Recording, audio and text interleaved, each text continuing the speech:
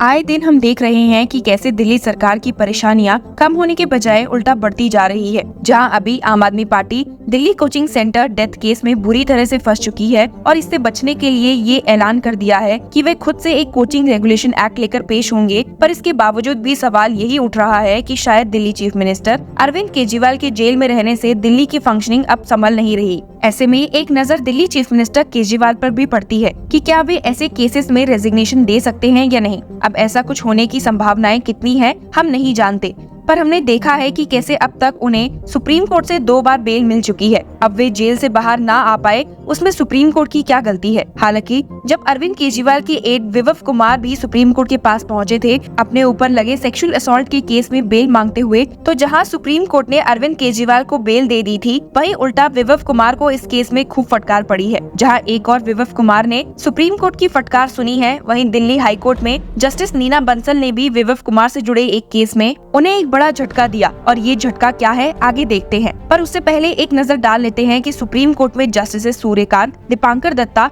और उजय भुयान ने विवव कुमार को फटकारते हुए क्या कहा है। असल में विवव कुमार के केस को देखकर तो सुप्रीम कोर्ट बेंच काफी चौंक गई कि ये कैसा गुंडा एक गवर्नमेंट एम्प्लॉय है। जी हाँ, आपने सही सुना। सुप्रीम कोर्ट बेंच ने शॉक जताते हुए स्टेट किया, is this the chief minister's bungalow a private residence? Is that office required to keep such goons? Is this the way it is? We are shocked. The question is how this happened. और सिर्फ यही नहीं, पर उन्होंने ये भी कहा था कि विवव कुमार को देखकर लग रहा है कि उन्हें ऐसा कुछ करके शर्म नहीं है और उन्हें क्या लगता है कि उनके पास इतनी पावर है तो वे बच जाएंगे। The bench stated what he thinks power has gotten to his head. He doesn't even seem ashamed. We think. विवव Kumar को डिफेंड करते हुए सीनियर एडवोकेट अभिषेक मनु सिंघवी दिखे हैं और उनके कहने पर इस केस में सुप्रीम कोर्ट ने फाइनली एक नोटिस इशू किया है। पर अब जब सुप्रीम कोर्ट से विवव कुमार को निराशा हाथ लगी है, वहीं जस्टिस नीना बंसल ने एक अलग झटका कुमार को सौंपा है। आपको याद होगा कि अपने ऊपर सेक्सुअल असॉल्ट के अलावा विवव ने भी कई केसेस फाइल किए थे, जिसमें से एक उन्होंने दिल्ली पुलिस द्वारा इलीगल अरेस्ट और रिमांड को चैलेंज किया था। केस और ज्यादा इंटरेस्टिंग हो गया था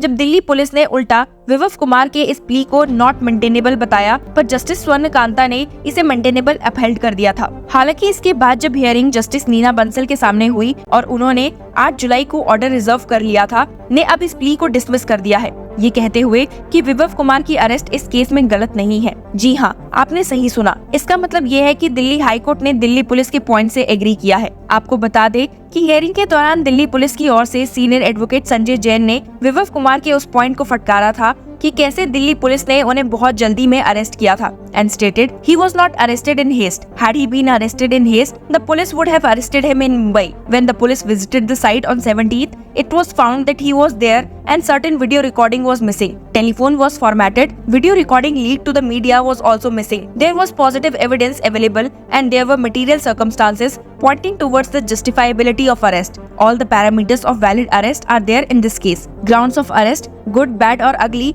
were communicated to Kumar. और तो और इस अरेस्ट को चैलेंज करने के अलावा विवव कुमार ने कंपनसेशन की भी मांग की है। जी हाँ, आपने सही सुना। Kumar has also sought compensation for his illegal arrest and initiation of departmental action against erring officials involved in the decision to arrest him. हालांकि विवव कुमार की ओर से मौजूद सीनियर एडवोकेट एन हरिहरन ने दिल्ली पुलिस की सबमिशन को खूब फटकार लगाई थी, ये कहते हुए कि यहाँ पर उन्होंने दिल्ली पुलिस द्वारा इलीगल अरेस्ट को चैलेंज किया है क्योंकि एक इंसान की पर्सनल लिबर्टी का सवाल उठता है और article 21 of the Indian constitution को भी वायलेट किया गया है। यहाँ पर सीनियर एडवोकेट एन हरिहरन ने ये भी ऐड किया था कि न ही इस केस में विवव कुमार को अरेस्ट करने की जरूरत थी और न ही उन्हें अरेस्ट के वक्त grounds of arrest मिले हैं। And he stated, the Supreme Court has directed that there should be a necessity for the arrest and reasons should be recorded in writing. Both are missing. Arrest is not meant for asking. Senior advocate N Hariharan ने आगे कहा भी था कि Delhi police ने विवव कुमार को एक गलत मोटिव से अरेस्ट किया है और वो भी ठीक उससे पहले जब विवव कुमार ने एंटिसिपेटरी बेल की प्ली फाइल कर दी थी कोर्ट में,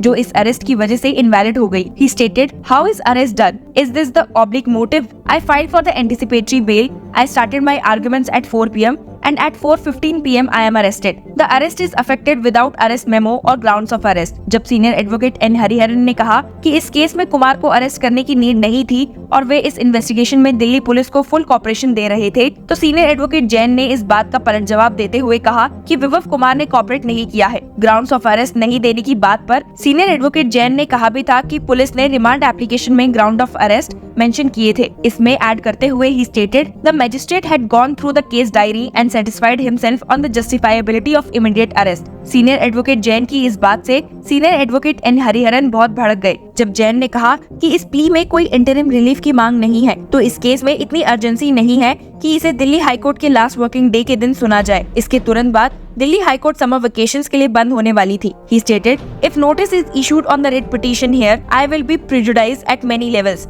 There is no urgency shown why they have filed at this stage." और तो और सीनियर एडवोकेट संजय जैन ने ये भी स्टेट किया था कि विभव कुमार की प्ली इसीलिए भी मेंटेनेबल नहीं है क्योंकि उन्होंने कुछ बातें कोर्ट से छुपाई है। And stated, there is an order passed rejecting their section 41A. They moved an application to the effect. It was decided by the court on May 20. The application was rejected. Technically speaking, they have 90 days time to file revision against the order under section 397. They have an alternate remedy available to them. कहीं न कहीं लोगों का मानना है कि supreme court की इतनी डांट के बाद ही दिल्ली हाई कोर्ट ने विभव कुमार के अरेस्ट को चैलेंज करने वाली प्ली को अपहेल्ड नहीं किया है, क्योंकि प्राइमा फेसी ये साफ है कि वे एक इन्फ्लुएंशियल पर्सन है। आपको बता दे कि जब स्वाति मालीवाल ने कंप्लेंट फाइल की थी तो उसको ध्यान में रखते हुए विभव कुमार को 18 मई को अरेस्ट कर लिया था। As per Delhi police, he was non-cooperative during investigation and gave evasive answers to its question. It was also alleged that he deliberately did not disclose the password of his mobile phone, which is an important piece of information in the probe to unearth the truth. विभव कुमार ने bell की मांग करते हुए trial court का रुख किया था, but he was denied relief on May 27. His second regular bail plea